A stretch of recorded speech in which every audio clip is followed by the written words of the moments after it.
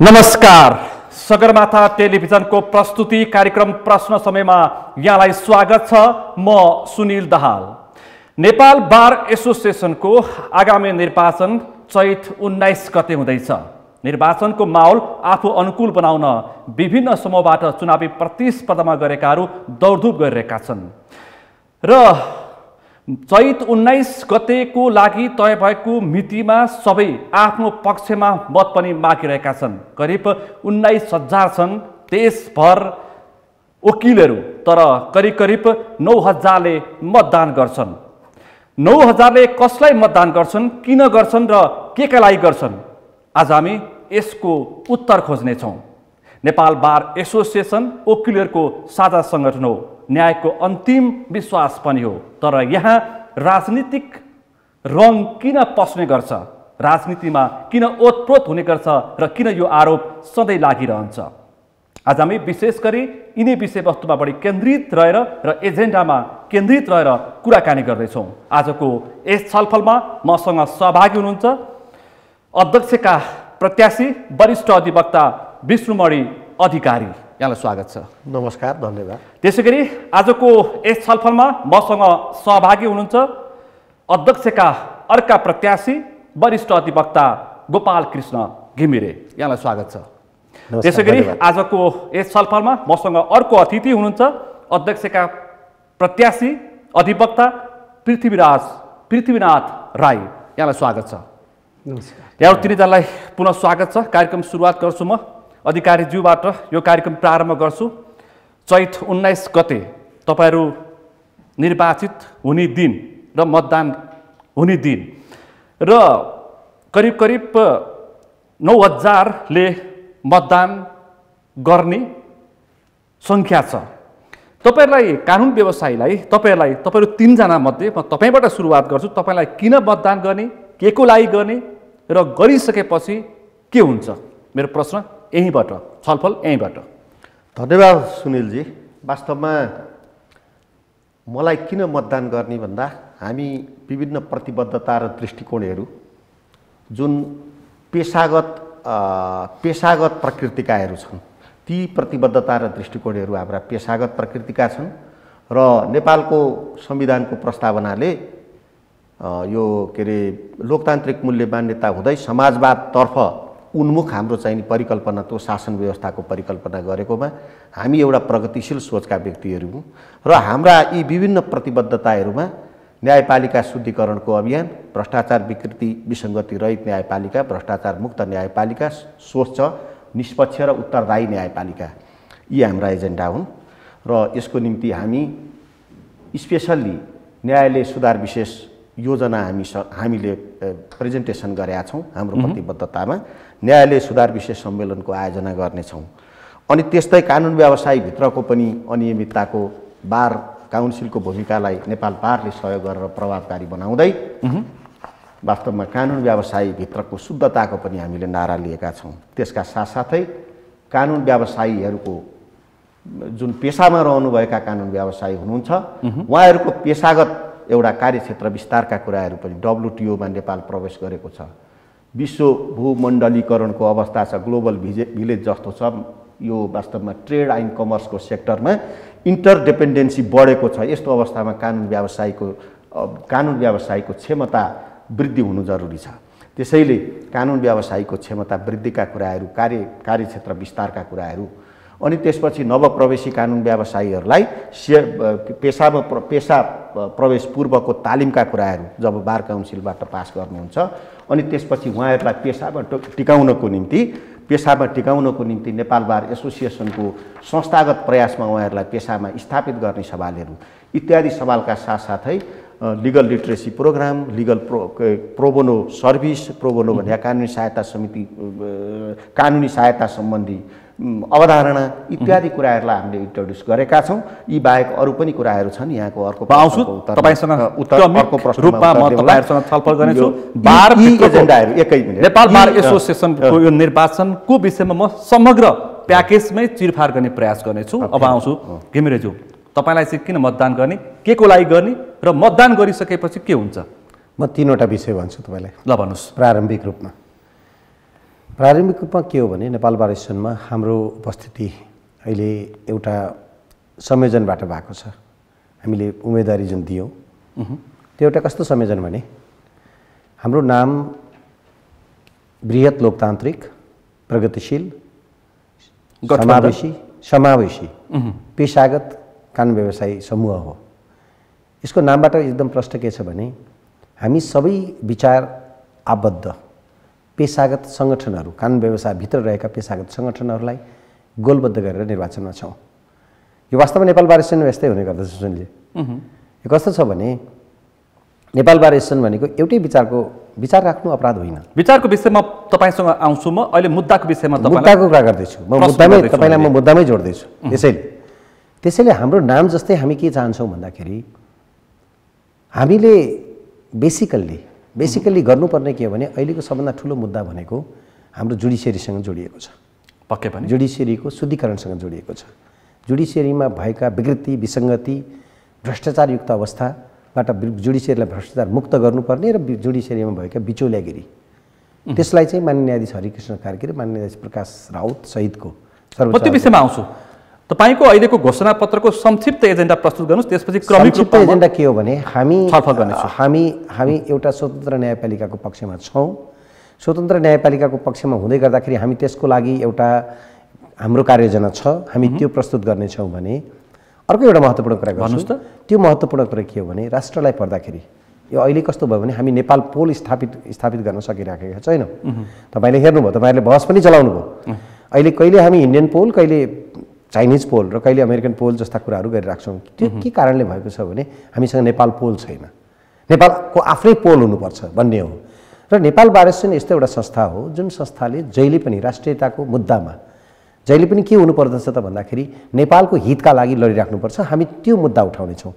र अर्को एउटा महत्त्वपूर्ण मुद्दा तपाईँलाई भनौँ, महत्त्वपूर्ण मुद्दाको कुरा गर्दाखेरि अहिले हामीले जुन संविधान प्राप्त गरेका छौँ, संविधान सभाको निर्वाचन मार्फत, त्यो संविधान सभाको निर्वाचन मार्फत प्राप्त गरेको संविधानको रक्षा र त्यसको चाहिँ कार्यान्वयन अर्को महत्त्वपूर्ण विषय हो। यसको लागि तपाईँको उम्मेदवारी हो।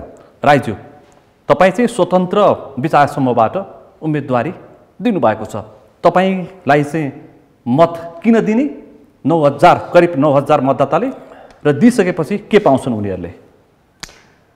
अब हाम्रो उहाँहरू दुईजनाको भन्दा पृथक हाम्रो के छ जुन समूहको हाम्रो स्टार्टिङ र हाम्रो नामकरण नै पनि हाम्रो चाहिँ के भने स्वतन्त्र कानुन व्यवसायीहरूको समूह भनेर हामी आएको छौँ। स्वतन्त्र कानुन व्यवसायी भनेर भन्दै गर्दाखेरि हामी कसैसँग डिपेन्डेन्ट छैनौँ। हामी कुनै नेता, कुनै पार्टी, कुनै सङ्गठन, कुनै व्यक्तिबाट गाइडेड छैनौँ। त्यसले हामी स्वतन्त्र हौँ। जस्तो कि हामी यहाँ 4 जना बसिरहेछौँ, हामी स्वतन्त्रपूर्वक उभिरहेछौँ।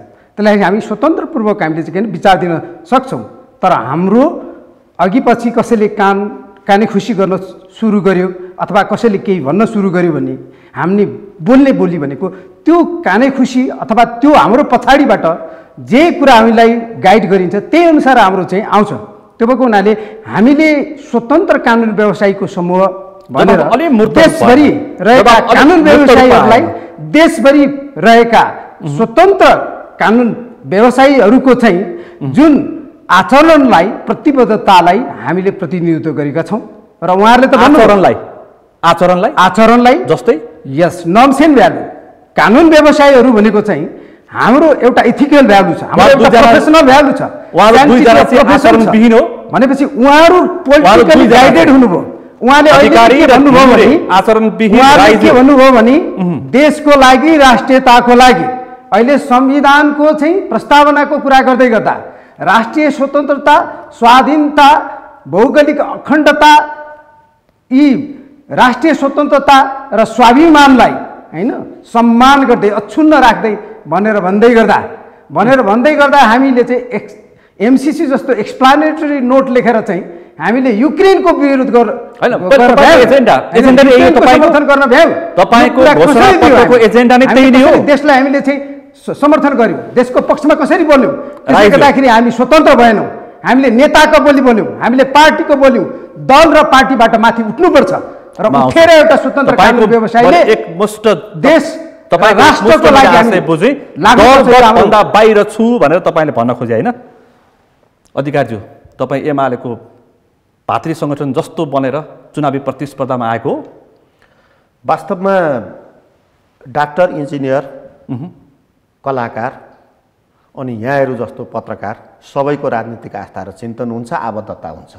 त्यसमा पनि संविधान र कानुनका ज्ञाता, कानुन व्यवसायीको कुनै पनि आइडियोलोजीसँग सामिप्यता हुँदैन भनेर भनियो भने त्यो कुरो झुटा हुन्छ। त्यसैले वास्तवमा जति स्वतन्त्र भने तापनि एउटा कुनै न कुनै आबद्धता हुन्छ, तर त्यो प्रश्न कति मात्र हो भने त्यो आबद्धता कतिखेर पेश हुन्छ, त्यो आबद्धता कतिखेर प्रस्तुत हुन्छ। त्यो आबद्धता प्रस्तुत कहिलेकाहीँ सर्वोच्चको गेटभित्र पनि भइदिन्छ। त्यो आबद्धता, राजनीतिक आबद्धता नेपाल बार एसोसिएसनको नेतृत्व गरिरहँदाखेरि त्यो राजनीतिक आबद्धता नेपाल बार एसोसिएसनको गेटभित्र हुन्छ कि हुँदैन? त्यो हुनु हुँदैन। बार र बेन्चभित्र घुस्छ कि घुस्दैन? होइन, त्यो बार र बेन्चभित्र राजनीतिक दलीय स्वार्थ र हाम्रा आइडियोलोजीहरूले प्रवेश पाउनु हुँदैन र त्यो सम्भव पनि छ, किनभने यो पेशागत संस्था हो। तपाईलाई टिकट पाउन कति सकस भयो? बालकोटबाट टिकटको विश्वस्त नभएसम्म तपाईले टिकट पाउनु भएको छैन। यही कुरो यहाँहरूको चाहिँ रङ पर्सेप्सन छ। कसरी? कस्तो रङ पर्सेप्सन त भनेर भन्दाखेरि वास्तवमा हाम्रो टिकट निर्धारणको निम्ति पिपिएलले, म अलिकति पिपिएललेको कुरो म भन्छु, पिपिएललेको लिगासी के हो त भनेर भन्दा प्रगतिशील तथा पेशागत कानुन व्यवसायी संगठन म भन्दैछु, तपाईहरुको पक्कै पनि भन्न सक्नुहुन्छ। आदरणीय हाम्रा अग्रज कानुन व्यवसायीहरूले पहिला नेपाल बार एसोसिएसन 2013 साल पुस 7 गते हाम्रो चाहिँ नि त्यतिखेर देवनाथ प्रसाद शर्माले स्थापना गर्नुभयो, आदरणीय अग्रज, उहाँ वरिष्ठ अधिवक्ता। अनि पछि थोरै थियो नि, पहिला त बारमा चाहिँ नेतृत्व गर्न मान्छे खोज्दै हिँड्नु पर्थ्यो। यसरी यो बार हुर्केर आएको 13 सालबाट। विभिन्न ठाउँमा 30 सालमा बार स्थापना भयो, 32 सालमा, 38 सालमा। यही मत माग्दै जाने क्रममा एउटा आदरणीय अग्रज कानुन व्यवसायीले भन्नुहुन्थ्यो 11 जना कार्य समिति पुर्याउन असाध्य। आज तपाईसँग मैले वर्तमानको विषयमा म छलफल गर्न बढी इच्छुक छु। क्वेशनको म एन्सर दिँदैछु। वास्तवमा यो यसरी आइराखेका कुरोमा एउटा प्रगतिशील सोच राख्ने कानुन व्यवसायीहरूका केही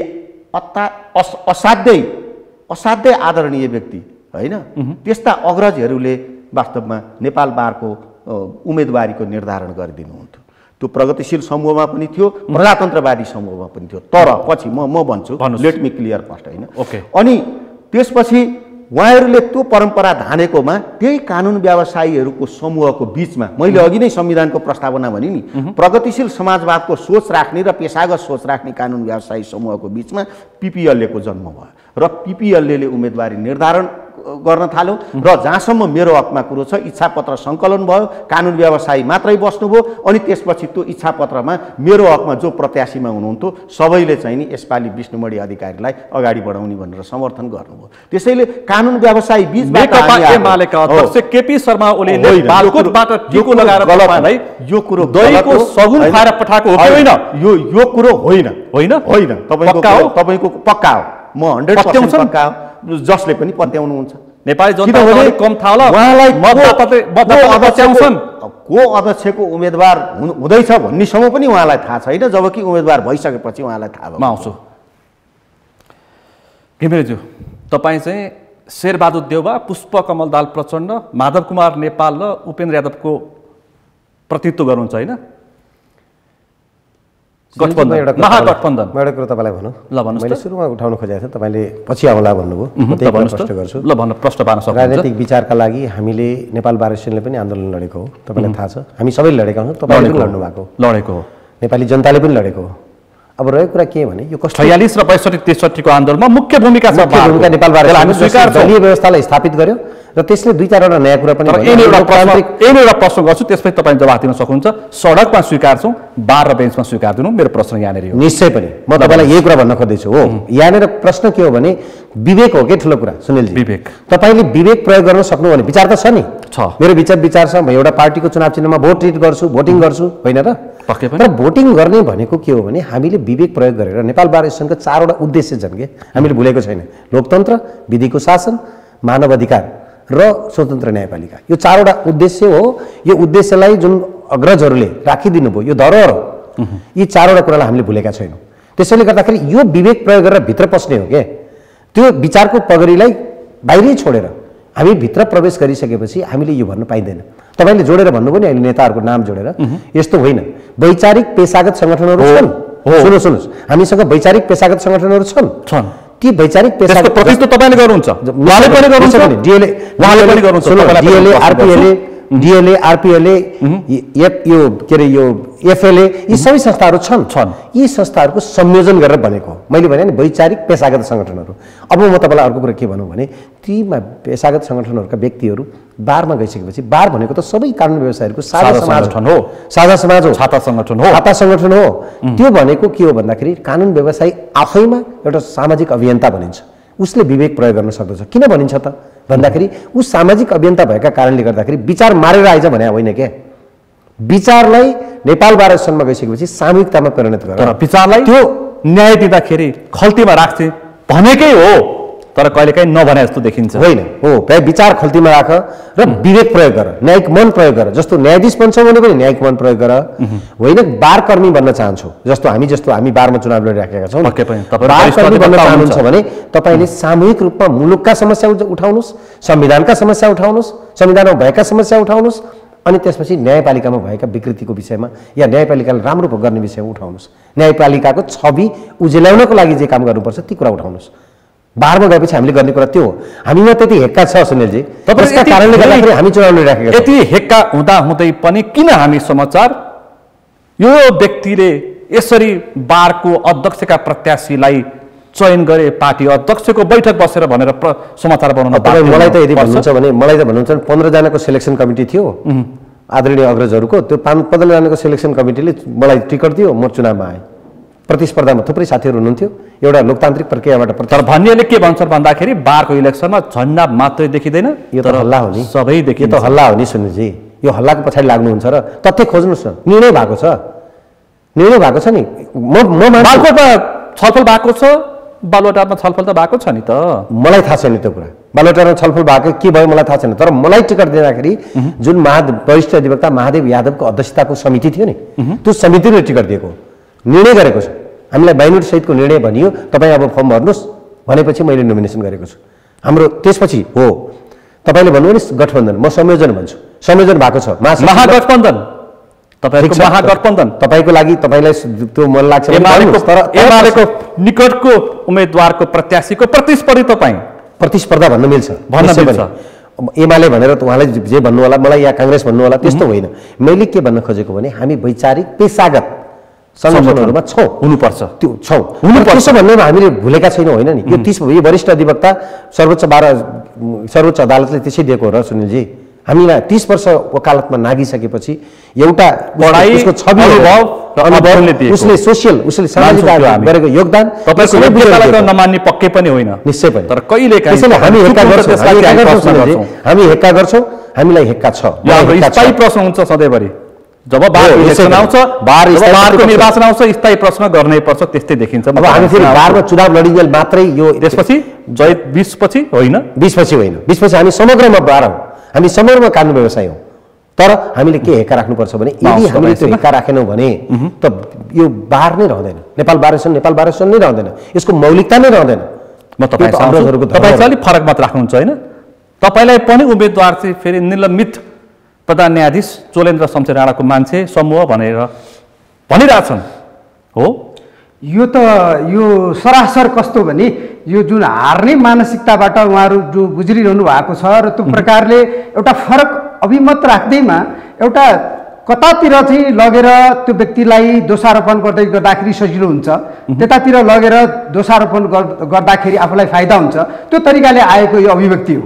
म कसैको पक्षमा कुनै व्यक्तिको पक्षमा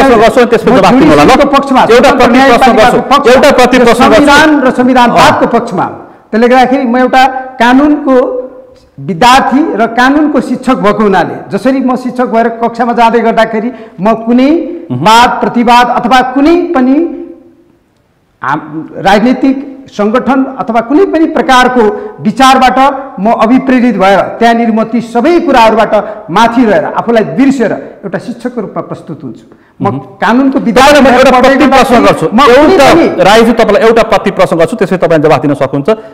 यो जुन बार र बेन्चको मैदानमा लडाइँ भइरहेको थियो नि, त्यसबेला तपाईँहरू सेतोपट्टि लगाएर माइतीगढ मण्डलमा निलम्बित प्रधान न्यायाधीशको पक्षमा उभिएको हो, त्यसकारण आशंका गरे मान्छेले। हेर्नुहोस्, सेतोपट्टि भनेको पनि यता कालोपट्टि र सेतोपट्टि मैले त्यहाँनिर गएर बोल्दै गर्दाखेरि तपाईँको जुन बारमा आन्दोलन भयो, त्यहाँनिर ढुङ्गामुढा भयो, त्यहाँनिर अनर्गल र एकदमै अभद्र शब्दहरू प्रयोग गरिए, अवांछित शब्दहरू प्रयोग गरिए।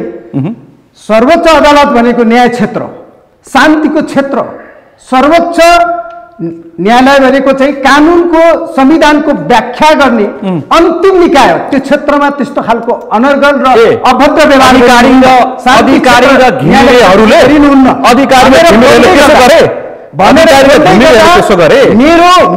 मेरो हातमा सेतोपट्टि आउँछ भने मैले सेतोपट्टि लगाउनुपर्छ, मेरो हातमा रातो पट्टी आउँछ भने मैले रातो पट्टी लगाउनुपर्छ, मेरो हातमा पहेँलो पट्टी आउँछ भने पहेँलो पट्टी लगाउनुपर्छ, मेरो हातमा जुन पट्टी आउँछ त्यो लगाउनुपर्छ। तर न्यायालय भनेको चाहिँ शान्ति क्षेत्र हो, शान्ति क्षेत्रमा उल्लङ्घन गर्न पाइँदैन। हामी त विधिको शासन, विधिको किताब लगेर चाहिँ हामीले संविधानवादको रुल अफ लको उहाँहरू दुईजना अभियुक्त हो, उहाँहरू दुईजनाले बार बेन्चमा अशान्ति खडा गरे, अशान्ति फैलाए। त्यो त उहाँहरूलाई सोध्नु पर्यो त्यो प्रश्न। त्यो प्रश्न गर्दाखेरि तपाईँलाई जति तपाईँले उत्तर पाउनुहुन्छ त्योभन्दा त त्यो उत्तर त उहाँहरूबाट आउनु पर्यो।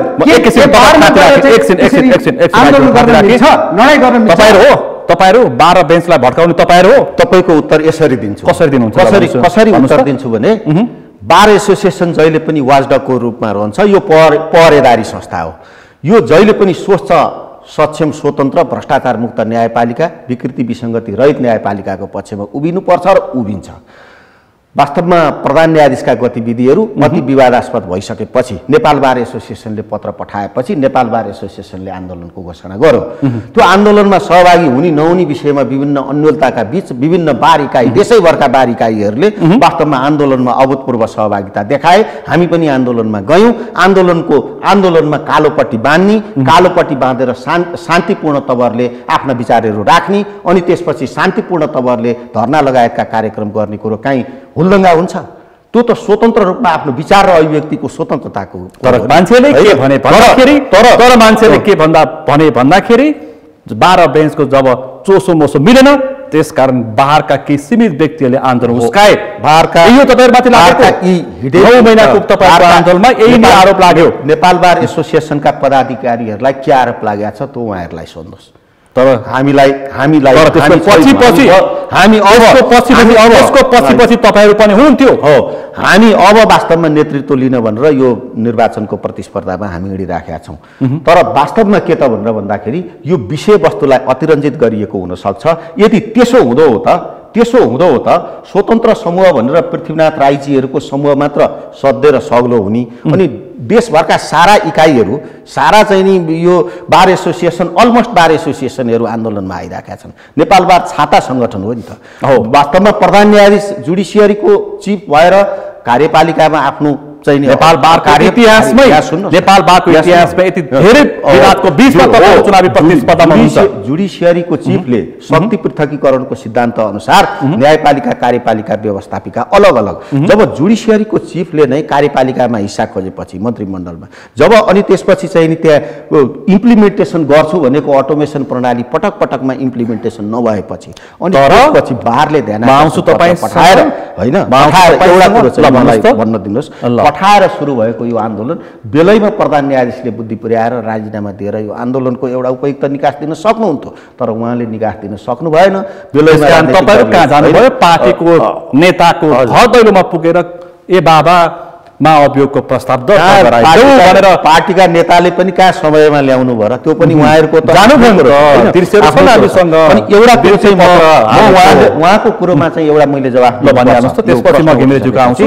वास्तवमा चुनाव हार्ने डरले भनेर जुन उहाँले भन्नुभयो, प्रतिस्पर्धा गोपालजीको र मेरो बिचमा मात्रै छ। यो कुरो म यहाँ राईजीको टिभीबाट प्रतिस्पर्धा उहाँको र मेरो बिचमा मात्रै हो र त्यो प्रतिस्पर्धामा म प्रतिस्पर्धामा छानिन्छु भन्ने आत्मविश्वास मलाई छ। उहाँको कुरो उहाँले भन्ने कुरो हो। तर भनेको सारा कानुन व्यवसायीले हेरिरहनु भएको छ, उहाँ स्वतन्त्र भए पनि उहाँको पछाडि एउटा चाहिँ नि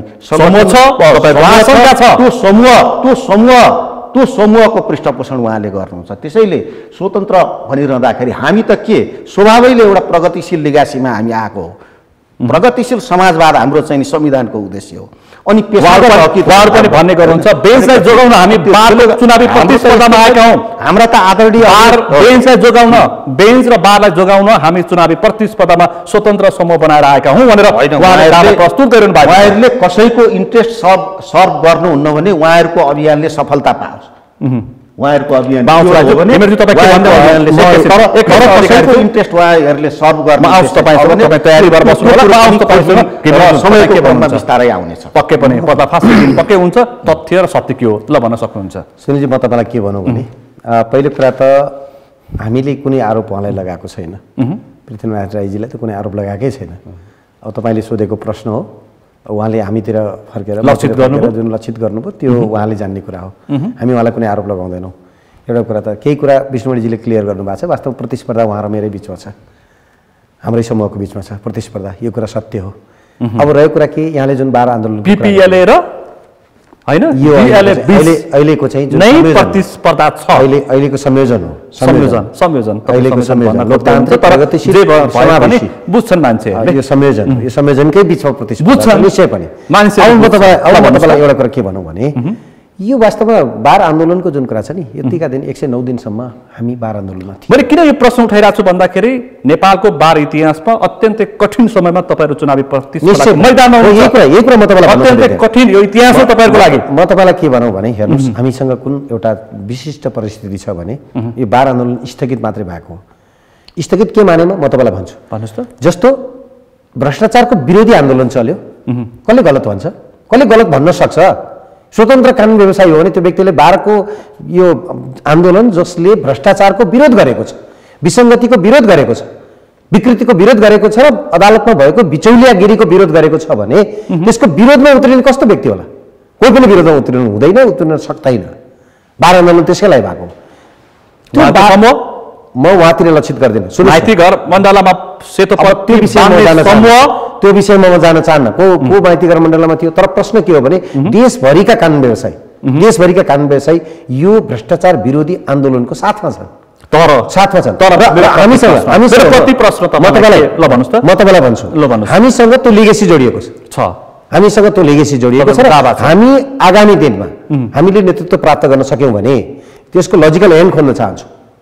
एउटा प्रश्न गर्छु तपाईँसँग, त्यसपछि म राईजीका आउँछु। प्रश्न के भन्दाखेरि आरोप तपाईँहरूमाथि के लाग्यो भन्दाखेरि बिचौला बिचको लडाइँ हो, सेटिङवाला बिचको लडाइँ हो, यो न्यायको शुद्धताको लागि लडाइँ हुँदै होइन भन्ने पक्षहरू पनि थिए। म तपाईँलाई एउटा कुरा भनौँ ल भन्नुहोस्। मलाई तपाईँलाई एउटा कुरा के भनौँ भने यो नेपाल बार एसोसिएसनको वर्तमान नेतृत्व र अरूको बिचमा उहाँहरूले चलाएको आन्दोलन हो, हाम्रो समर्थन हो। हामी निरन्तर आन्दोलनमा लाग्यौँ। हामी के का लागि लागेको प्रश्न त्यति हो क्या।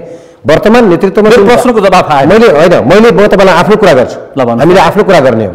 अहिले के यो आन्दोलन यो निर्वाचनमा भइराख्दाखेरि हामीले आफ्नो कुरा गर्ने हो। मेरो आफ्नो कुरा के हो भने तर यो विषय पनि तपाईँले जवाफ हामीले त बिचौल निश्चय पनि बारले गरेको उचित आन्दोलनको लेगेसीमा हामी छौँ। पक्कै पनि उचित आन्दोलनको लेगेसीमा छौँ। बारले भ्रष्टाचार विरोधी आन्दोलन गरे हामी छौँ, समर्थनमा छौँ। बारले विकृतिको विरुद्ध गरेकोमा हामी छौँ। अब तपाईँले भनेको बिचौलिया जुन कुरा हामीलाई थाहा नै छैन, नमिलेपछि बारको सङ्घर्ष सुरु जसले त्यो भनिरहेछन् केही समूहले। यो प्रश्न त जसले त्यसो गरे उसलाई सोध्नुपर्छ, मलाई सोधेर के गर्नु? तपाईँलाई अर्को एउटा कुरा प्रश्न गरौँ भने यो आन्दोलनको लजिकल एन्ड जरुरी छ कि छैन? जस्तो प्रस्ताव जस्तो प्रधान न्यायाधीशलाई महाभियोगको प्रस्ताव लागेको छ, निलम्बित अवस्थामा उहाँ हुनुहुन्छ, संसदमा विचारणीय छ, त्यो निलम्बनको के अरे यो माविएको प्रस्ताव पक्कै पनि। भने नेपालको न्यायालय के सद्य अवस्थामा छ र छैन। थिलो थिलो भएको छ नि। यो थिलो थिलो भएको न्यायालयलाई बचाउने कि नबचाउने प्रश्न त्यो हो। प्रश्न त्यो हो। अहिलेको संविधानले जुन स्वतन्त्र न्यायपालिकाको परिकल्पना गरेको छ त्यो स्वतन्त्र न्यायपालिकाको परिकल्पना गरेको जस्तो न्यायपालिका हामीले बनाउनतर्फ हामीले योगदान गर्ने कि नगर्ने प्रश्न त हामी कालोकोट लगाउने व्यक्तिमाथि पनि उठेको छ। तपाईँले ठिक भन्नुभयो। तर प्रश्न के छ भने सबै व्यक्ति त त्यस्ता छैन नि सुनिलजी। अधिकांश कानुन व्यवसायी एकजना वरिष्ठ कानुन व्यवसायीले सञ्चार माध्यममा यो विषय भनिसकेपछि झनै जनताले प्रष्ट हुने गरी थाहा पाए। निश्चय पनि होइन, तपाईँले पनि थाहा छ स्वतन्त्र विचार हुन सक्छ, उहाँहरूले आफ्नो विचार राख्न सक्नुहुन्छ, न्यायमा लेनादेना पनि पर्दछ। तर प्रश्न न्यायमा लेनादेना हुन्छ, आफ्नो भूमिका हुन्छ कि हुँदैन होइन। सुन्नुहोस् न, आफ्नो भूमिका आफैले स्पष्ट गर्ने हो। जुन कुरा मलाई थाहा छैन आज हामीले त आफ्नो ट्र्याक रेकर्डको कुरा गरेका छौँ। त्यसैले हामी आफ्नो ट्र्याक रेकर्ड, म 30 वर्ष वकालत गरेको व्यक्ति हुँ। 30 वर्ष वकालत गर्दाखेरि मेरो दिन दिनको हिसाब निस्कन्छ। हामी त्यो ट्र्याक रेकर्डलाई धरोटी राखेर बारको यो निर्वाचनमा छौँ। हामी भन्नेसम्म कि आरोप लाग्यो कि पत्र पत्रिकामा यतिसम्म आयो कि कौडा हान्नको लागि सेटिङ मिलाउनका लागि न्यायाधीशसँग वकिलहरूको न्यायाधीशको घरमा पुग्थे भन्ने यस्ता वकिलहरू छन् भने हामीले त के भन्यौँ भने सुन्नुहोस् न, यो बिचौलिया विहीन आन्दोलन, बिचौलियालाई समाप्त गर्नुपर्छ भन्ने जुन आन्दोलन छ नि त्यो माननीय न्यायाधीश हरिकृष्ण कार्कीको प्रतिवेदनबाट आयो। त्यस्तै वरिष्ठ अधिवक्ता श्री हरि अर्यालको प्रतिवेदनबाट नै आयो। सुन्नुहोस् न, म तपाईँलाई क्लियर गर्छु, प्रश्न गर्नुपर्छ हो। कौडाको प्रतिवेदन लागू भयो, त्यही त कानुन व्यवसायमा पनि गलत मान्छे छ भने त्यसलाई निकाल्नु पर्यो नि बाहिर। हाम्रो त उद्देश्य त्यो हो। एउटा कानुन व्यवसाय गलत छ भने त्यसले 99 सफा कानुन व्यवसायलाई गलत भन्न मिल्छ? प्रश्न यो हो। तपाईँको जवाब चाहियो। तपाईँको उहाँ अरू दुईजना बीच तपाईँको पहिलो प्रतिस्पर्धा नै छैन। तपाईँहरू कहीँबाट परिचालित हो। उहाँहरूको मुद्दा बिचौलिया न्यायालयबाट फाल्ने नै हो उहाँहरूको भनाइ, दावाका साथ प्रस्तुत हुनुभएको छ। तपाईँहरू किन विपक्षमा? त्यही त यो कुरा नै अनौठो। उहाँले अहिले प्रेडिक्सन गर्नुभयो किन अब हाम्रो 19 गते हाम्रो भोटिङ हुँदैछ होइन, अनि अहिले पनि उहाँहरूले चाहिँ विभिन्न भोज भतेर गराएर आइराख्नु भएको छ होइन। तर अहिले पनि बिचौलिएका कुराहरू उठिरहेछ। उहाँहरूले तपाईँको प्रोग्रेसिभको कुरा गर्नुहुन्छ, तपाईँको उहाँ जुन एउटा चाहिँ सङ्गठनको चाहिँ प्रतिनिधित्व गरिराख्नु भएको छ, उहाँले चाहिँ गणतन्त्र आउने बेलामा गाडा चढेर चाहिँ अमेरिका पुग्नु भन्ने त्यस्तो खालको चाहिँ प्रतिनिधित्व गर्नुहुन्छ। अब उहाँले गठबन्धनको लिएर आउनु भएको छ। गठबन्धनको जुन समीकरण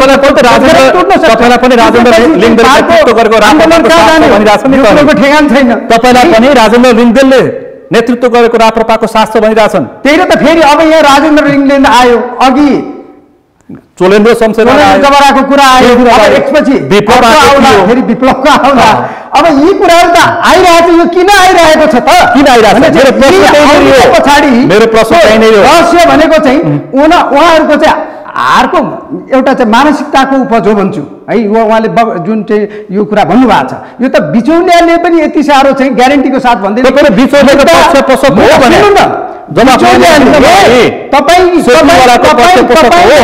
सेटिङमा बिचौलियाले सबै कुरा तयारी गरेको छ भने तपाईँको मुद्दा म जिताइदिन्छु भनेर चाहिँ यो ग्यारेन्टी लिन्छ। त्यस्तै गरी उहाँले पनि यो ग्यारेन्टी त लिनु, किनकि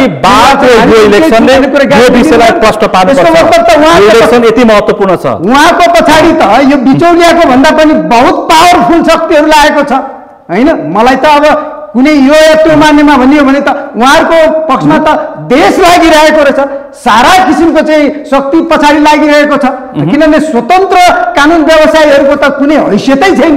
यहाँ त पार्टी हाबी हुँदो रहेछ, यहाँ त दल हाबी हुँदो रहेछ, यहाँ त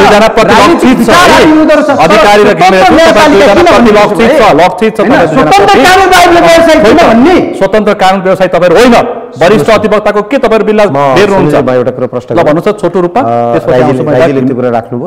हामीले मैले त राईजीसँग केही भनेकै छैन, तर उहाँले बारम्बार हामी प्रति इङ्गित गरेर उठाइरहनु भएको छ। म उहाँलाई सम्मान गर्छु, सम्मानको साथमा प्रश्नको जवाब मैले उहाँलाई कुनै दोष लगाएकै छैन। उहाँले किन आशंकाको जवाब मलाई तर प्रश्न एउटा कुरा के हो भने हामी यो त यस्तो हो, यो त डाइरेक्ट भोटिङ के कानुन व्यवसायीले डाइरेक्ट भोटिङ गर्ने सिस्टम हो यो। हामी 35 ठाउँमा भोटिङ गराइरहेछौँ देशभरि। नेपाल बार एसोसिएसनको निर्वाचन समिति छ त्यसले 35 ठाउँमा भोटिङ गराइरहेछ। त्यो त प्रष्ट भइहाल्छ नि, 19-20 गते पछाडि त प्रष्ट भइहाल्छ, प्रष्ट हुन्छ। को मजबुत छ को कमजोर छ भन्ने प्रश्न हुन्छ। त्यसैले मैले खाली कति मात्रै भनेको प्रतिस्पर्धा प्रेडिक्ट गर्न त पाइयो नि, पाइन्छ। प्रेडिक्ट गर्न किन पाइयो भने हामी कसको बिचमा प्रतिस्पर्धा छ त मैले एजम्सन गरेको के हो भने त्यति राईजीलाई कुनै दोष छैन, आरोप पनि होइन, उहाँले आफ्नो धारणा राखेको आरोप पनि तर म तपाईँलाई एउटा कुरा के भन्छु भने यो स्वतन्त्र होइन, हामी यो पार्टीबाट त्यो केही होइन। म प्रश्न के कुरा गर्न चाहन्छु भने वैचारिक आस्था हुन सक्दछ, वैचारिक आस्थालाई मात्र कुरा के हो भने नेपाल बार प्रवेश गर्ने बेलामा विवेक पुर्याएर प्रयोग गर्नुपर्छ, यति हो। तर उहाँले म जिती भने वैचारिक आस्था कुनै पनि पार्टीको झन्डा बाहिर राखेर भित्र आउनेहरूलाई छिर्न दिन्न भन्ने उहाँको आशय छ। हेर्नुहोस् त यो बहुदलीय व्यवस्था चाहिँदैन भने भइहाल्यो नि त, त्यस्तो कुरा हुन्छ र? त्यस्तो होइन नि, यो त लोकतान्त्रिक पद्धति हो नि। लोकतान्त्रिक पद्धतिमा तपाईँले वैचारिक आस्था राख्दैन त्यो व्यक्ति, कानुन व्यवसाय त झन् वैचारिक आस्था राख्छ, हरेक कानुन व्यवसायमा वैचारिक आस्था छ, उहाँमा पनि एउटा वैचारिक आस्था छ। प्रवृत्तिको विरोधी हो कि व्यक्तिको विरोधी हो? होइन, वास्तवमा व्यक्ति खराब भए व्यक्तिको विरोधी हुनुपर्छ र मूलत प्रवृत्तिकै विरोधी हुनुपर्छ। मूलत प्रवृत्तिकै विरोध गर्नु विरोधी वास्तवमा अहिले तपाईहरु व्यक्तिको विरोधी जस्तो देखिरहनु भएको छ। वास्तवमा अलिकति आदरणीय मित्र पृथ्वीनाथ राईजीको कुराबाट क्लियर गरौँ। वास्तवमा हामी शुभकामना दिन चाहन्छौँ, म शुभकामना दिन्छु। के को लागि? विजयको लागि भने होइन, मैले पहिला मेरो कुरा पुरा गर्नु पर्यो। म के को लागि शुभकामना दिन चाहन्छु त भने उहाँले प्रतिनिधित्व गर्ने युनियनले साँच्चै स्वतन्त्र होस्, साँच्चै पेशागत होस्, त्यो शुभकामना दिन चाहन्छु। तर 3.5 दशकदेखि म यो कानुन व्यवसायमा निरन्तर क्रियाशील छु। म 49-55 सालतिरै जिल्ला बारका युनिटहरूमा मैले नेतृत्व गरिसकेका छु, अध्यक्ष उपाध्यक्ष भएर। मेरो निरन्तर पेशा छ, त्यसकारण तपाईले वरिष्ठ अधिवक्ता। सुन्नुहोस् न, म चाहिँ नि उहाँले भन्नुभयो जस्तो चाहिँ नि म निरन्तर रूपमा एउटा लिटिगेन्ट लयरको रूपमा अगाडि बढेको छु। विभिन्न बारको शाखाहरूको मैले नेतृत्व गरेको छु, इकाइको नेपाल बारका विभिन्न कमिटीमा बसेको छु। अनि मेरो लिगासी खालि यति मात्र मैले के भन्न खोजेँ त भनेर भन्दा हाम्रो देशको संविधानको प्रस्तावना हेरौँ, यो वास्तवमा नेपाल बार एसोसिएसनको अनि एउटा इतिहास हेरौँ न। 62-63 सालको आन्दोलन, त्यसो भए त उहाँले भने जस्तो स्वतन्त्रको रट मात्रै लाएर बस्ने हो भने त के मुलुकलाई आवश्यक थियो र भनेर चुप लाएर ज्ञानेन्द्रको तानाशाही व्यवस्था समर्थन गर्नु पर्थ्यो त? यो पक्कै होइन नि। मुलुकको प्रजातान्त्रिक मूल्य र मान्यताको लागि, मानव अधिकारको रक्षाको लागि, विधिको शासनको लागि 62-63 को आन्दोलन नेपाल बारले गर्यो, त्यो गौरवशाली हो, हामी त्यो भन्छौँ। पञ्चायती निरपुस्ता हुँदाखेरि राजनीतिक पार्टीहरूले 46 सालमा मात्र आन्दोलनमा सफलता प्राप्त गरे। हाम्रो आदरणीय अध्यक्ष तत्कालीन वासुदेव ढुङ्गानाको नेतृत्वमा नेपाल बार एसोसिएसनले के गर्यो त? पञ्चायती व्यवस्था विरुद्धको प्रस्ताव पास गर्यो। त्यो के गलत थियो? त्यो राजनीतिको समयमा त्यसैले 46 सालको आन्दोलन होस् या 63 को आन्दोलन होस्, परिवर्तनको सवालमा नेपाल बार एसोसिएसनका पदाधिकारीको महत्त्वपूर्ण योगदान छ। त्यसैले न्याय दिने बेलामा म यहाँले भने जस्तो भन्छु, त्यसैले अब नेपालको न्यायपालिका, यो अभियान सुरु भइसक्यो। अब नेपालको न्यायपालिकामा विकसित देशमा जस्तो न्यायालयमा भ्रष्टाचार हुन्छ भनेर कुनै व्यक्तिले आरोप लगायो भने त्यहाँको नागरिकले त्यसको खण्डन गर्छ अरे, न्यायालयको पक्षमा वकालत गर्छ अरे। अब त्यो किसिमको न्यायालय, भ्रष्टाचार मुक्त न्यायालय बनाउने सम्भव छ। एउटा त्यसको लागि हामीले अर्को आर्थिक स्वार्थ, दुईवटा विषय सम्भव छ। बार र बेन्चलाई बारम्बार आरोप लाग्ने गर्छ, त्यो सम्भव छ। मैले यहाँलाई के भन्न खोजेँ भने अरू कुनै एकदम विकसित देशको विकसित देशको स्टडी गर्दाखेरि अरू प्रशासनिक कार्यालयहरू, अरू सरकारी कार्यालयहरूमा त्यो भ्रष्टाचारका कुराहरू कहिलेकाहीँ आउँछन्, तर न्यायालयमा भ्रष्टाचार भयो भनेर भन्ने कुरो कसैले पत्याउँदैन। अब त्यो युग गर्नको निमित्त आयो नि हो, अहिले आएर यसरी छलङ्ग भयो कि मानिसहरू पनि अचम्मित भएका छन्। न्याय दिने ठाउँमा लेना देना। म तपाईलाई अब हुम्लाबाट झरेर एउटा व्यक्तिले कसरी न्याय पाउँछ जहाँ पैसाको किनबेच भए पछाडि? यहाँ यो युग किन आयो भने नि, अब भ्रष्टाचार मुक्त किन हुन्छ भने नि, यहाँ सुन्नुहोस् के, यो अभियान त 64 सालमा श्रीहरि अर्यालको प्रतिवेदनले ल्यायो के न्यायपालिकामा विकृति विसङ्गति छ भन्ने। 66 सालमा रामप्रसाद श्रेष्ठ तत्कालीन न्यायाधीश सर्वोच्चको, मलाई एकछिन भन्न दिनु, उहाँको प्रतिवेदनबाट आयो न्यायपालिकामा विकृति विसङ्गति छ। अनि 72 सालमा माननीय न्यायाधीश गिरिशचन्द्र लालको प्रतिवेदनमा आयो न्यायपालिकामा विकृति विसङ्गति छ। अनि त्यही प्रतिवेदनहरूको अध्ययनको आधारमा अहिले मान्य न्यायाधीश हरिकृष्ण कार्की र मान्य न्यायाधीश प्रकाशमान सिंह रावत अनि त्यसपछि सर्वोच्च अदालतको र नेपाल बारका प्रतिनिधि बस्या अहिले 78 को प्रतिवेदनमा विकृति विसङ्गति यतिसम्म भने कि बार आन्दोलनलाई यतिसम्म आक्षेप लगाए कि बारका ठुला बडाले भनेको र दिएको उनीहरू उपयुक्त समयमा उनीहरूको काम नभए पछाडि उता बेन्चतर्फ आन्दोलित भएको भनेर आरोप लगाएका छन् मानिसहरूले। त्यो आरोपको कुरो अब को ठुला बडा हुन् को के हुन् त्यो चाहिँ नि तपाईँलाई थाहा होला। मैले चाहिँ नि अब अहिले उहाँहरू पनि हुनुहुन्न, अब त्यो अहिले मैले भन्ने कुरो होइन। तर यो म अहिलेकै कुरोमा आउँछु। यो प्रतिवेदनहरूबाट प्रष्ट रूपमा न्यायपालिकाभित्र दुईटा खाले अशुद्ध अवस्था छ।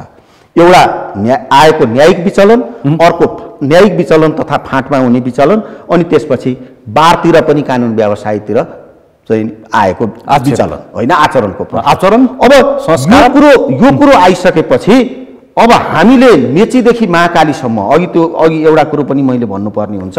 हामीले के भन्यौँ त भनेर भन्दाखेरि हाम्रो एउटा एजेन्डामा साह्रै खुसी हुनुभयो। हामी न्यायालय सुधार विशेष सम्मेलन आयोजना गर्छौँ प्रदेश स्तरमा।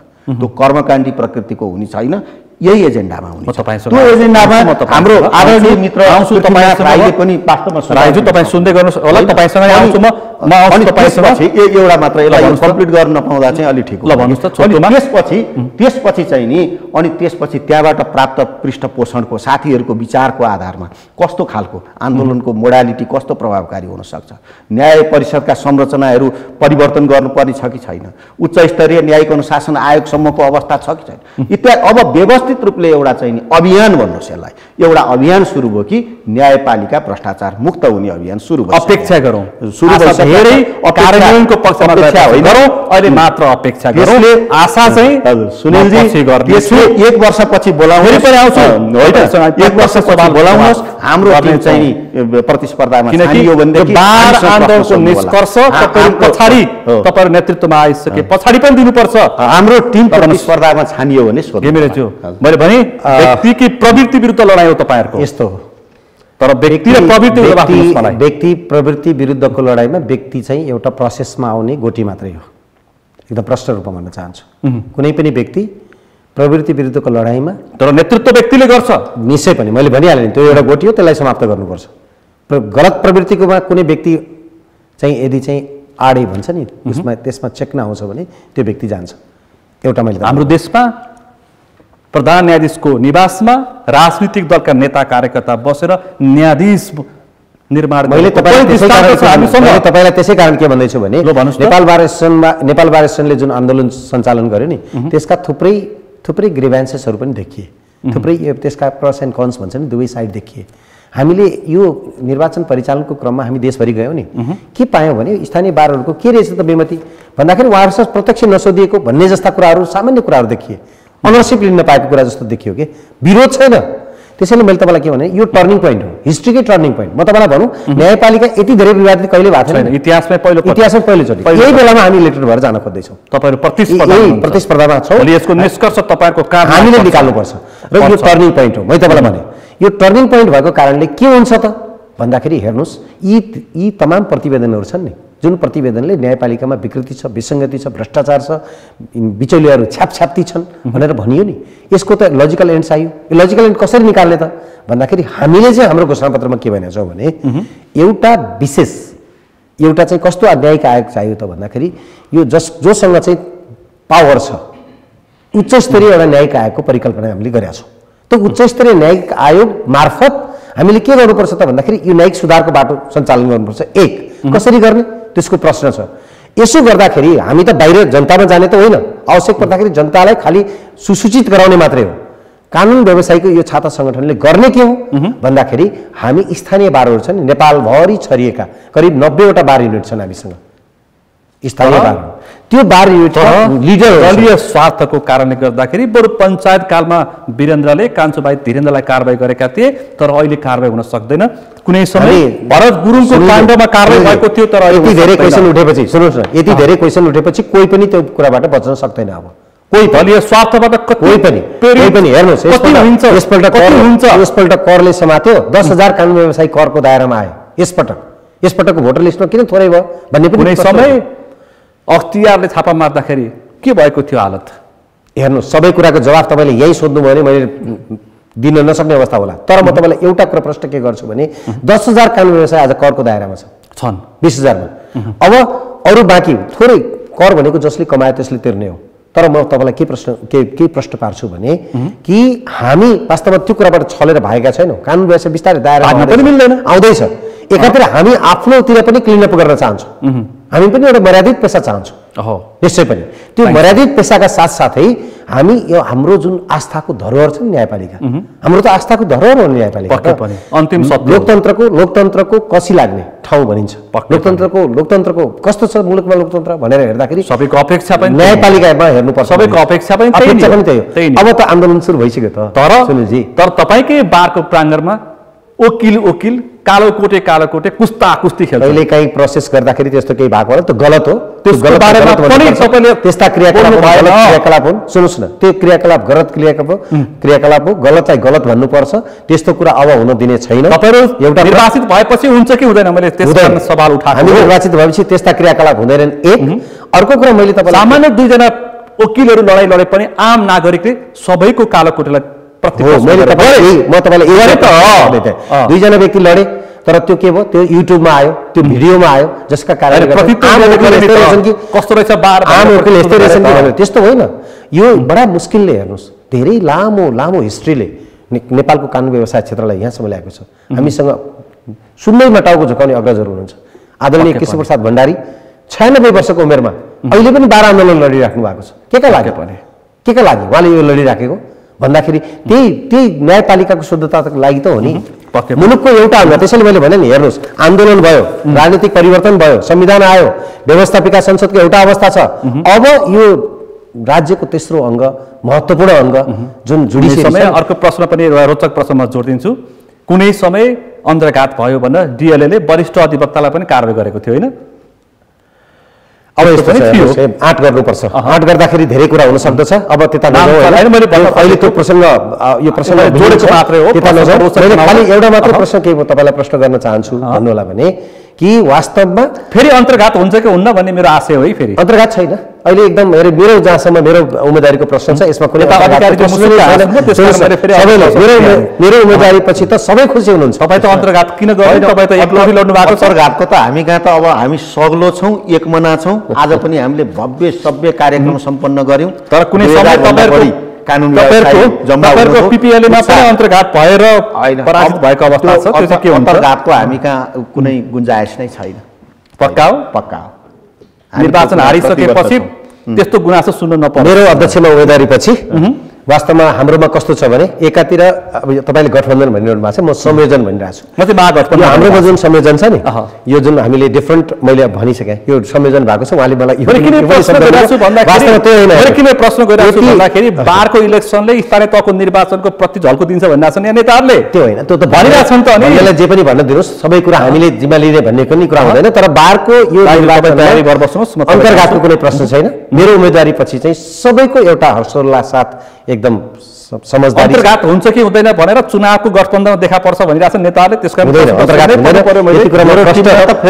उम्मेदवारी फिर्ता ल्याए। तपाईँ मार्फत म प्रश्न गर्छु, अन्तर्घात हुँदैन, कुनै अन्तर्घातको सम्भावना पनि छैन। एकदम उत्साह छ, उत्साहप्रद रङ्गबाट सबैको सहभागिता भइराखेको छ। पर्सि त इलेक्सन नै छ। राजु, तपाईँलाई चाहिँ कसले मतदान गर्छ? अनि यो अहिले अन्तर्घात यो त उहाँको सवाल भयो। तपाईँ चाहिँ स्वतन्त्र लडेको अन्तर्घातबाट डराइराख्नु भएको छ। र अब अन्तर्घातको कुरा गर्दै गर्दाखेरि अहिले तपाईँले भन्नुभयो, अब उहाँले बारको हाम्रो वरिष्ठ विष्णुमणि अधिकारीज्यूले भन्नुभयो अब अन्तर्घात नहुने भन्ने कुरा। तर उहाँले बारको आन्दोलनमा सहभागी थियौँ भन्ने कुराहरू गर्दै गरिरहँदा अन्तर्घात भइहाल्यो भने मलाई फाइदा हुन्छ भन्ने तपाईँको अपेक्षाले यहाँ त केही व्यक्तिहरूले यहाँ नेपाल बारको केही एउटा चाहिँ प्रतिनिधिमूलक राजनीतिक पक्ष दर्ता लिएका व्यक्तिहरूले गरेको आन्दोलन हो यो नेपाल बारको आन्दोलन। समर्थन छैन, त्यो त अन्तर्घात भएन। र फेरि उहाँले त त्यो फेरि हामी आन्दोलनमा छौँ भन्दै हुन्छ। तपाईँले प्रश्न गर्नुभयो उहाँलाई, तपाईँले के प्रश्न गर्नुभयो भने अब यसरी शुद्धिकरणको विषयमा ट्याक्सको विषयमा कुरै गर्दाखेरि एकचोटि त छापा मारेको हो नि त। त्यो विषयमा के भन्छ त्यो विषयमा सबै उत्तर दिउँ भने त फेरि यहाँ त अप्ठ्यारो हुन्छ यो अप्ठ्यारो पर्ने पनि त एउटा अन्तर्घातै हो नि त्यसले गर्दा अन्तर्घात तपाईँको त यो गठबन्धनभित्र छ यो अन्तर्घात तपाईँको विचलनभित्र छ अन्तर्घात भनेको स्वतन्त्रता नभएको कारणले भएको छ त्यसले गर्दाखेरि हामी स्वतन्त्र हुनु पर्यो जब हामी स्वतन्त्र हुँदैनौँ जब हामी निष्पक्ष हुँदैनौँ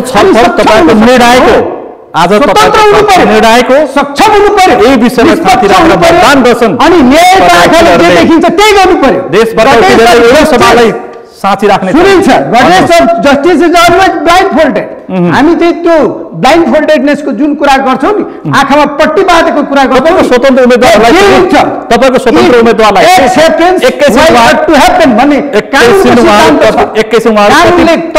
कसैले पनि गर्दैन प्रति आरोप एकैछिन तपाईँ थाती राखी एकैछिन प्रति आरोप लगाउनु होला तपाईहरुको खर्च चाहिँ कसले दिइराछ भनेर शंका गरिरहेछन् देशभर हामी त देशव्यापीमा रूपमा गएका छौँ गएको छैनौँ उहाँहरू जस्तो जम्बू टोली लिएर गएको भयो जस्तो चाहिँ न्यायाधीश बनाउने भनेर त्यो खालको चाहिँ हेर्नु न त्यहाँनिर प्रवृत्ति म भन्दैछु त हामीले त एउटा सामान्य चाहिँ एउटा चाहिँ सवारी साधन लिएर गएका छौँ सुतिकन गएर काठमाडौँबाट गएर तपाईँको हामीले झापामा अनिदोमा बोलेको छौँ हैन त्यहाँ पनि चाहिँ एक प्रकारको प्रोपोगन्डा बनाउनु भयो तर माहौल त हामीले चाहिँ चुनावी रूपमा जे पायौँ त्यो कुरा त राखेका छौँ विराटनगरमा गयौँ हामी इनोरोमा आयौँ हामी राजराज गयौँ जनकपुर गयौँ हिँड्नुभयो 12 वर्ष दौडिनु भयो पश्चिमसम्म पुग्नुभयो मेची मार्केट दौडिने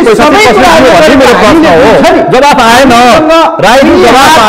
नन प्रफिट मेकिङ अर्गनाइजेसन जवाफ आएन हाम्रो एमएलए भनेको छ नि नेशनल इन्डिपेन्डेन्स ल it's a kind of non profit making organisation मुद्दा मानि प्राविधिक जवाफ सक्नु भएन तपाईले प्राविधिक जवाफ खोइ मेरो प्राविधिक जवाब खोइ पैसा कसरी दिइराछ कसले पैसा लगाइराछ नन प्रफिट मेकिङ अर्गनाइजेसन अधिवक्ताहरू वाला त छ सुन्नुस् संगठनले नन प्रफिट मेकिङ अर्गनाइजेसन हो यस अन्तर्गत हामीले चाहिँ देशव्यापीका चाहिँ सम्पूर्ण स्वतन्त्र कानुन व्यवसायीहरूलाई आबद्ध हुनको लागि आह्वान गरेका छौँ र हामी 11 जना जति उम्मेदवारहरू छौँ हामीले गरेको खर्चको प्रदेशमा सातै प्रदेशमा उम्मेदवार दिन सक्नु भएको छैन अहिले हामीले राईज्यू सातै प्रदेशमा त उम्मेदवार दिन सक्नु भएको छैन पुरा उम्मेदवार छैन नि तपाईहरुको हामीलाई त अनि उम्मेदवार खोज्न सक्नु भएको छैन अभिमत राख्ने बेलामा हाम्रो लाइसेन्स खारिज गर्ने कुरा कारबाही गर्ने कुरा गर्नु तपाईलाई डर देखाइयो नि त तपाईको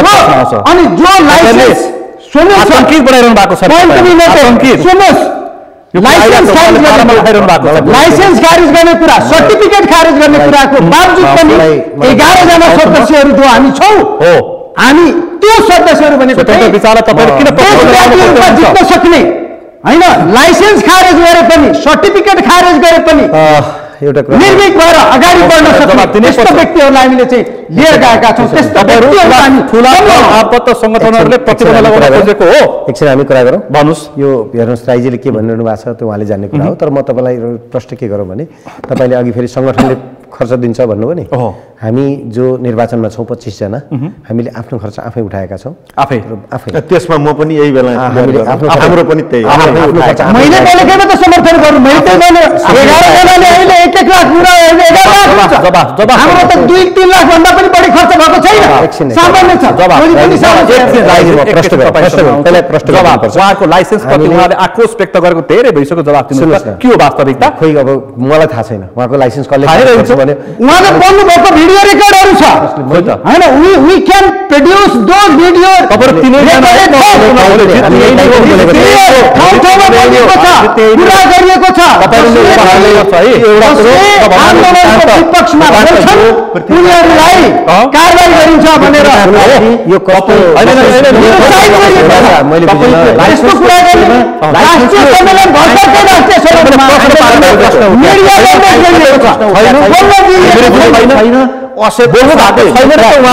आतंकित भएको त उहाँले भनेकै रहेछ विषयमा किन प्रश्न उठाउनु लाइसेन्सको विषय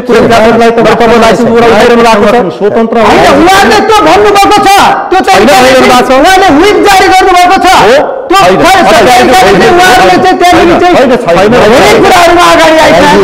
यो देशव्यापी रूपमा सम्पूर्ण कानुन व्यवसायीले थाहा छ उहाँहरूले यसरी तिनैजना यसरी डिफेन्स गर्दाखेरि उहाँहरूको अभिमतले उहाँहरूलाई नै कमजोर एज एन इन्डिभिजुअल व्यक्तिगत रूपमा राईजी एउटा विद्वान मान्छे हो। एज एन इन्डिभिजुअल उहाँ विद्वान मान्छे तपाईँहरू तिनैजना एकदमै सामान्य मान्छे मैले बुझ्ने भाषामा बोलिरहेको छु होइन। मलाई यसरी विद्वान भनेर यो खालको पनि पगडी स्वाभाविक हो। एज एन इन्डिभिजुअल हाम्रो वरिष्ठजीहरूलाई मेरो सम्मानका साथ भने अन्तिममा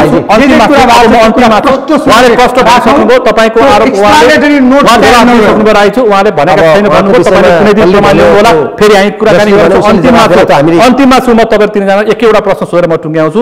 न्याय दिने बेलामा 2 रुपियाँ पैसा नभएर जुम्लाबाट झरेको व्यक्तिलाई न्याय दिन तपाईँ अब जितेपछि सक्नुहुन्छ? सकिन्छ, किनभने त्यही व्यक्ति लिएर तपाईँको आउँछु म। प्रोबोनो सम्बन्धी मापदण्ड हिँड्दै आए कि महिलाले न्याय नपाएको 30औं वर्ष भयो दिएन भन्ने प्रश्न लिएर आउँछु। बारमा लिगल एड कमिटीलाई प्रभावकारी बनाउनु यो गम्भीर प्रश्न हो। लिगल एड प्रभावकारी रूपमा सञ्चालन गर्नुपर्छ। प्रोबोनो सम्बन्धी मापदण्ड 2075 आइसकेका छ। कानुन व्यवसायी सामाजिक पनि भएको हुनाले कानुन व्यवसायीले समाजमा एउटा निमुख पैसा नभएकाले पनि न्याय पाउनुपर्छ। तपाईँ जितेपछि जस्टिस हुनुपर्छ। त्यसको पैसा नहुनेले पनि न्याय पाउँछ। यस्तो छ अहिले नेपाल बार एसोसिएसन प्रचलन पनि कस्तो छ भने नेपाल बार एसोसिएसनले आफैले पनि लिगल दिन्छ। एक हामी इन्डिभिजुअली प्रोबोनोमा दर्ता भएका कानुन धेरै सुन्नुपर्छ, त्यसकारण प्रश्न गरी हामी इन्डिभिजुअली प्रोबोनोमा दर्ता भएका कानुन व्यवसायीहरूले पनि हामी लिगल एड दिइरहेका छौँ निःशुल्क।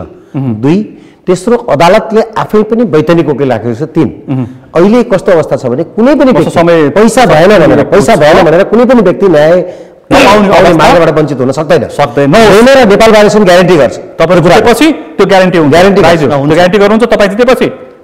अब हेर्नुहोस् होइन छोटोमा मसँग समय छैन है। छोटोमा देख्थे नि उहाँले जुन एडभोकेसीको कुरा गर्दै गर्दाखेरि भइरहेको छैन। तर यहाँ चाहिँ के भने ठुलालाई सानालाई ऐन ठुलालाई चेन्ज भइरहेको छ। दैवले जानुन् भन्ने अवस्था चाहिँ नआछ है। लिएर वाइट बडी काण्डहरुदेखि लिएर सुनदेखि लिएर सबै कुराहरुमा उहाँले वकालत गरिराख्नु भएको छ। पेन्डिङ भइरहेको छ। त्यो भने पनि विलम्ब जुन कुराहरु भइरहेको छ त्यो कुरा चाहिँ स्वतन्त्र ढंगले न्यायपालिकालाई राख्नुपर्छ। नेपालको कानुन दैवले जानुन् भन्ने जुन निरन्तर हामीले थाहा पाएदेखिको उखान छ त्यसको अन्त्य तपाईँले जितेपछि होस्। तिनैजनालाई विजयको लागि शुभकामना छ। धन्यवाद। आज विशेष गरी चैत 19 गते नेपाल बार एसोसिएसन जहाँ न्यायको अन्तिम विश्वास छ त्यसको मतदान हुँदैछ। बार र बेन्चको अहिले एकदमै पेचिलो भएको अवस्थामा निर्वाचन हुँदैछ। अत्यन्तै प्रतिस्पर्धीहरू खुङ्खार प्रतिस्पर्धीहरू मैदानमा हुनुहुन्छ। आज हामीले बार बेन्च र समग्र कालो कोटभित्रका समस्या कसरी सुल्झाउन सकिन्छ भन्ने विषय प्रसङ्गमा केन्द्रित भएर छलफल गऱ्यौँ। आजको छलफलमा मसँग सहभागी हुनुहुन्थ्यो वरिष्ठ अधिवक्ता अध्यक्षका प्रत्याशी विष्णु मणि अधिकारी, त्यसै गरी छलफलमा अर्को प्रत्याशी हुनुहुन्थ्यो मसँग वरिष्ठ अधिवक्ता गोपाल कृष्ण घिमिरे र त्यसै गरी अधिवक्ता पृथ्वीनाथ राई हुनुहुन्थ्यो। आजको विषय प्रसङ्ग यति नै। भोलि अर्को विषय प्रसङ्ग साथ कार्यक्रम प्रश्न समय ल्याउने वाचा गर्दै म सुनिल दाहाल पनि बिदा चाहन्छु। सगरमाथा टेलिभिजन हेर्दै गर्नुहोला। नमस्ते। रमाइलो हामीलाई त छैन एकदम होइन।